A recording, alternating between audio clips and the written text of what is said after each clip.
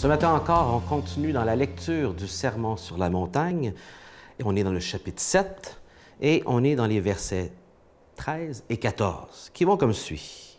« Entrez par la porte étroite. Large est la porte et spacieux le chemin qui mène à la perdition. » C'est un mot fort, la perdition, se perdre complètement et le sens de l'usage du Nouveau comme de l'Ancien Testament, c'est de se perdre d'une manière éternelle. Et nombreux ceux qui s'y engagent, beaucoup de gens. Combien étroite est la porte resserrée, le chemin qui mène à la vie. Encore là, ici, on ne parle pas simplement d'une vie ici terrestre, de ce qu'on peut toucher et sentir, mais encore ici de la vie qui continue après la mort. Et peu nombreux ceux qui le trouvent. Des paroles que vous avez certainement déjà entendues dans le passé et qui pourtant demandent un peu plus de réflexion qu'on le fait habituellement. Peut-être pour vous illustrer un peu cette image, je vous donne l'exemple d'une écluse entre le lac Supérieur et le lac Huron, à Sault-Sainte-Marie, en Ontario. Sur la pointe du Michigan, juste en haut, on retrouve cette écluse entre les deux lacs, le lac Huron qui est plus bas et le lac Supérieur qui est plus haut. Et donc, il y a une écluse entre les deux pour élever les bateaux. Et le bateau doit se présenter devant une porte très étroite et avancer très tranquillement. Ça demande de la patience, du doigté pour se parquer, là, en bon québécois, et attendre qu'ensuite les portes soient fermées et remontées pour passer aux eaux plus hautes du lac Supérieur, et ainsi de suite pour descendre de l'autre côté pour le lac Huron. Et celui qui ne veut pas prendre cette route étroite, bien, il a un autre choix. Il y a une voie effectivement très large, celle de la rivière qui est devant, que la personne peut décider de prendre, ça va être plus vite, plutôt que de rester dans l'écluse. C'est long, c'est plate, s'il faut être patient, on va prendre ça, mais c'est plein de rochers. C'est pour ça qu'ils ont fait une écluse. Mais dans l'impatience, je peux décider, et par l'attrait, parce que le beau paysage, de prendre cette route-là. Mais tout conducteur de cargo dans cette région ne veut pas prendre ça parce qu'il veut assurer que son cargo se rende à bon port. Il ne veut pas perdre sa licence, perdre son bateau, sa cargaison, etc. et son job. Et donc, ça serait insensé de prendre cette voie large pour un cargo parce que ça serait voué à l'échec. Pas un conducteur de bateau censé faire une chose comme ça. Il va prendre la voie qui est étroite, difficile, qui demande d'avoir un permis, de respecter le temps des choses et de monter tranquillement pour passer ou descendre à la prochaine étape, au prochain lac.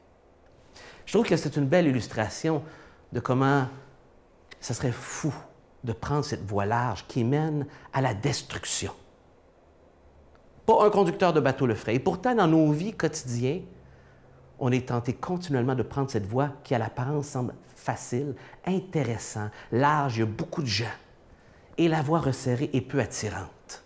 Peu attirante. Et une des raisons, c'est parce que le mot utilisé pour la voie resserrée, et je l'ai réalisé juste dernièrement dans ma lecture en relisant, c'est un mot qui est utilisé par l'apôtre Paul, Saint Paul, qui l'utilise généralement pour parler d'être affligé.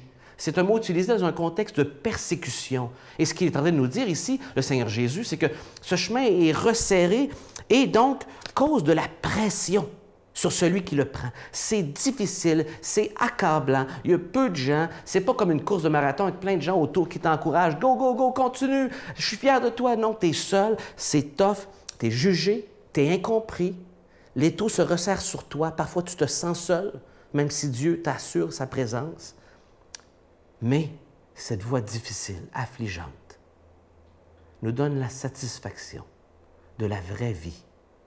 Un fardeau léger, nous dit le Seigneur Jésus.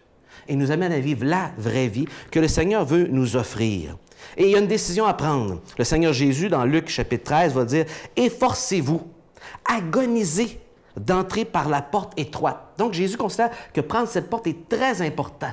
Parce que c'est une décision, et une décision mène à la vie satisfaisante, l'autre décision mène à ce qui semble être populaire, où la majorité des gens vont, et pourtant, néanmoins, on va s'y perdre et vivre la destruction. C'est Jésus qui le dit, pas moi. Jésus le déclare.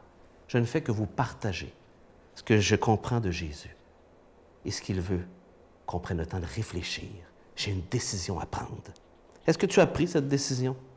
De prendre ce choix de suivre Jésus et de prendre le chemin qui n'est pas facile, mais de compter sur lui, parce qu'il nous promet sa présence. Il ne nous abandonne pas sur ce chemin. Il dit, je vous promets ma présence. Je suis avec vous jusqu'à la fin.